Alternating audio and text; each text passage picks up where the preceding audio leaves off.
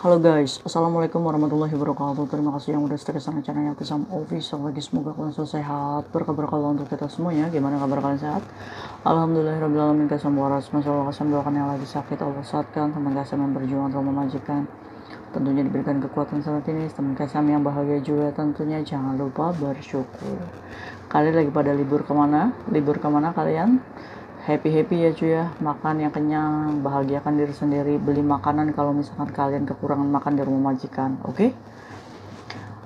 Melanjutkan kasus Mbak Penny Kuswanti, pekerja migran yang dilaporkan hilang sama kakaknya, ya kan?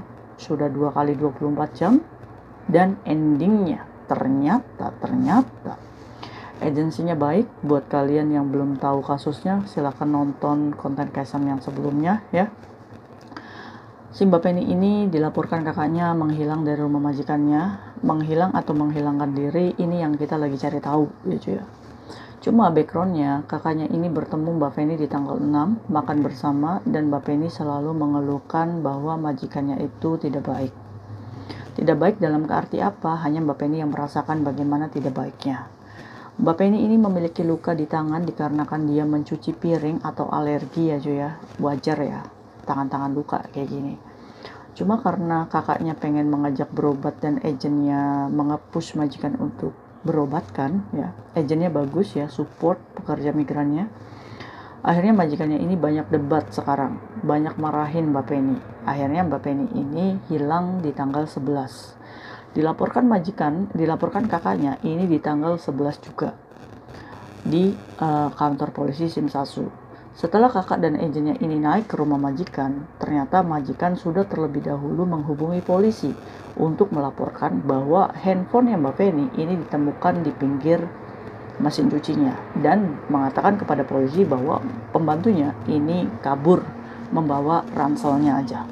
Apakah Mbak Penny ini kabur atau gimana coy? Ya kan? Dari konten sebelumnya, Kaitisa menggiring opini bahwa apakah mungkin disekap sama majikannya. Kalian pada, iya Kaisam kayaknya disekap sama majikannya. Kaisam coba tanya, ya kan? Tapi kita benar-benar belajar dari kasus ini.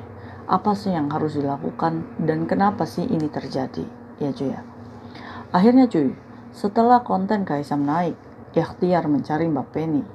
Alhamdulillahirobbilalamin. Akhirnya Mbak Penny ditemukan.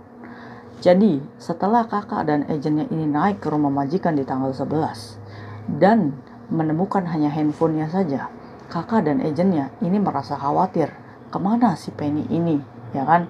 Akhirnya kakak dan agennya ini menemui lagi di kantor polisi Simsasu, karena pada waktu itu pelaporan ada di kantor polisi sana.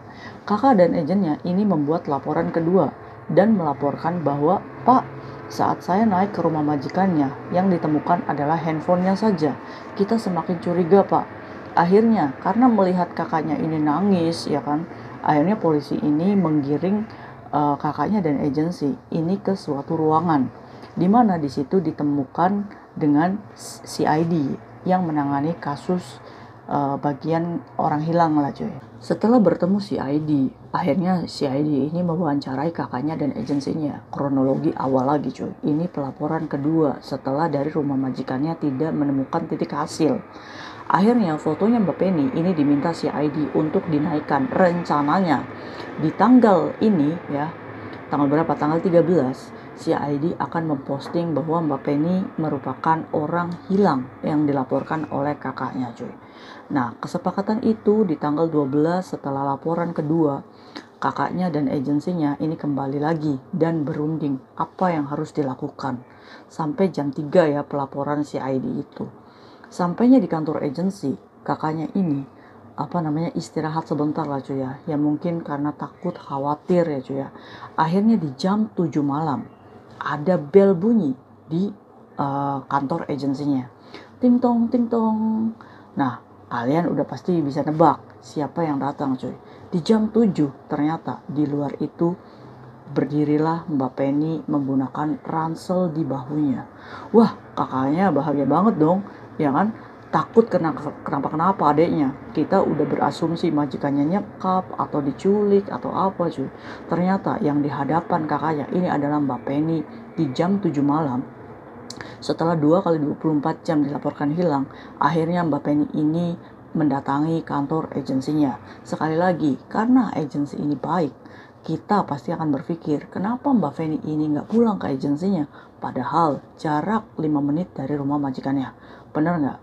Nah, saat dia pulang, langsung dipeluk sama kakaknya. Kamu kemana aja? Kamu di mana? Kamu kenapa? Ya kan? Udah panik nih.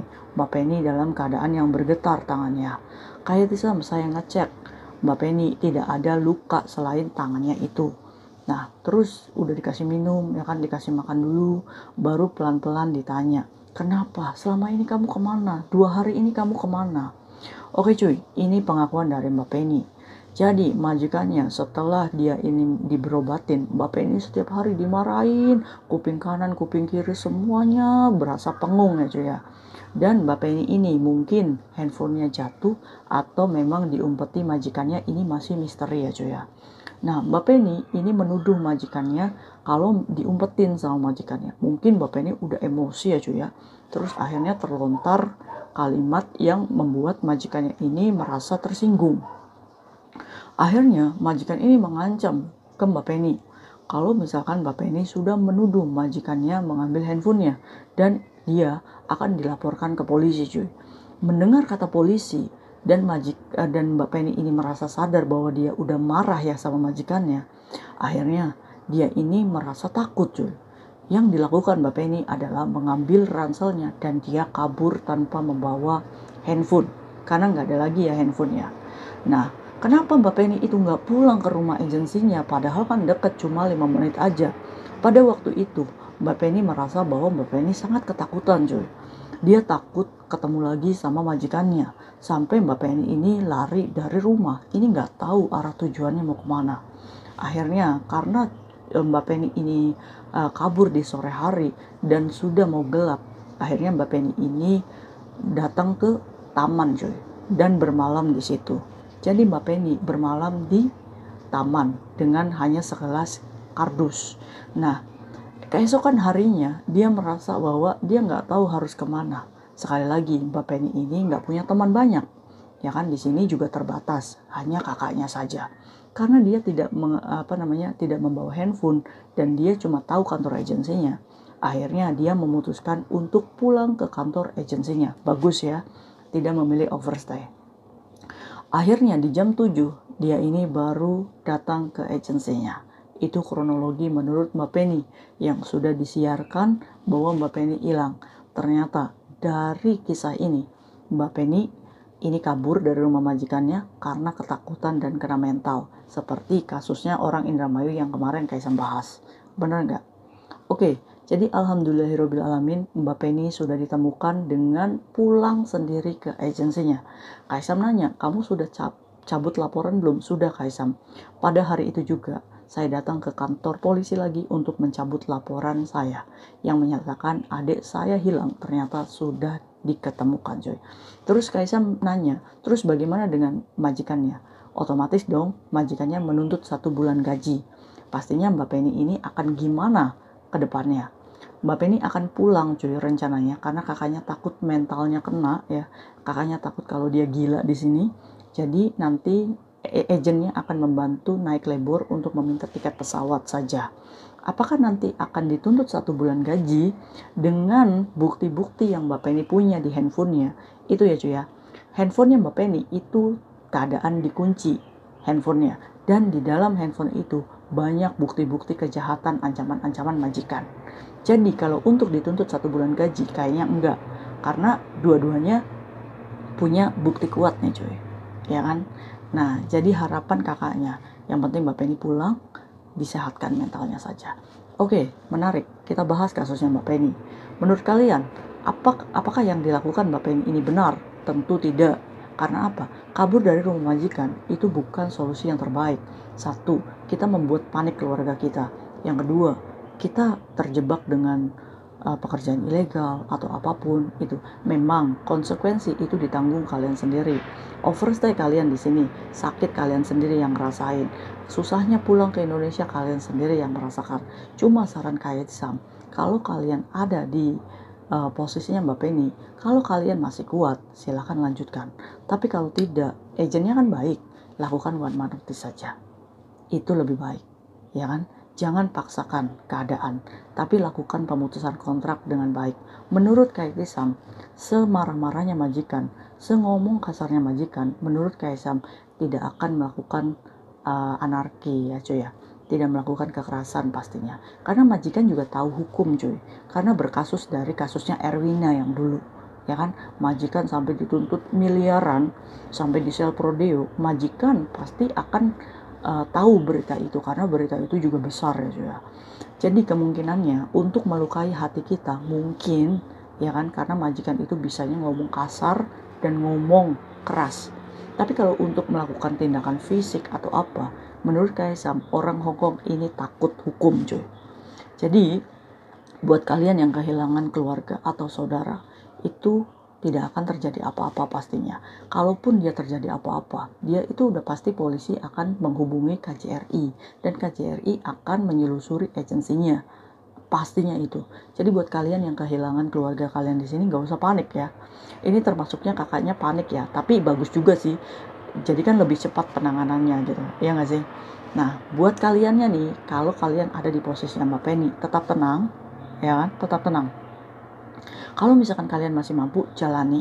Nggak usah baper, nggak usah diambil perasaan majikan kayak gini. Kerja terus. Ya kan? Selama kalian dipukul, kalian boleh kabur, hubungi kantor polisi terdekat dulu supaya kalian tidak dituntut 1 bulan gaji. Oke ya. Kalau kalian merasa bahwa tidak sanggup, lakukan one man notice. Kalau agensi mau membantu, alhamdulillah. Kalau enggak, kalian bisa memutuskan kontrak langsung ke imigrasi. Tapi kalian juga harus bertanggung jawab dengan potongan agensi terlebih dahulu ya cuy ya. Oke? Nah itu mungkin kabar yang bisa Kaisam share untuk memberitahukan kalian bahwa Mbak Penny Kuswanti sudah ditemukan. Alhamdulillahirrahmanirrahim. Nah kira-kira ada nggak nih kasusnya yang sama kayak kalian? See you next video, bye-bye. Assalamualaikum warahmatullahi wabarakatuh. Bye.